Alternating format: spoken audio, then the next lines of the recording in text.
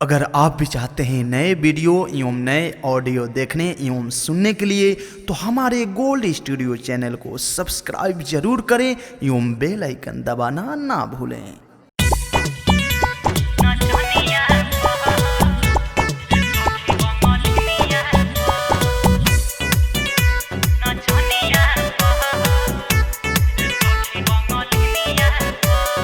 Music by Roshan Kumar.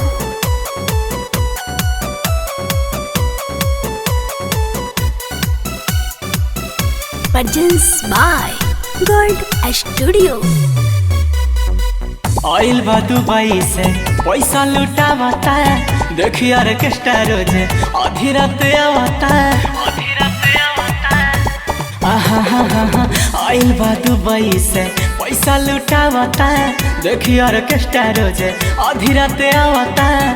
कबो छिटे नहीं चीनी जवानिया पर सुना हमारो भतारे बा दीवाना ए सखी रे नचनिया पर ओही रे बंगलिनिया पर हाय रे हमारो भतारे बा दीवाना ए सखी रे नचनिया पर चिकन की बंगलिनिया पर।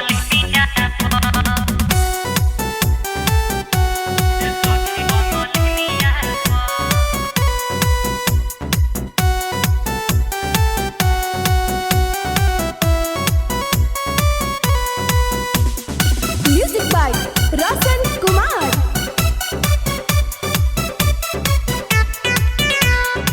लगन में घूमी घूमी खाता बे पूरी, हमारा करे जवा पचहलता छुरी।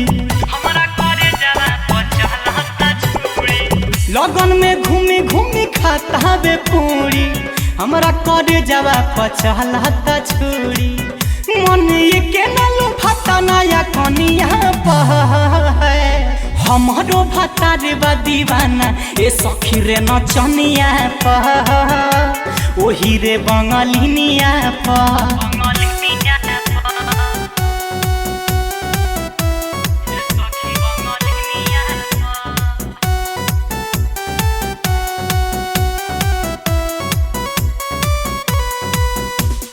Music by Roshan Kumar.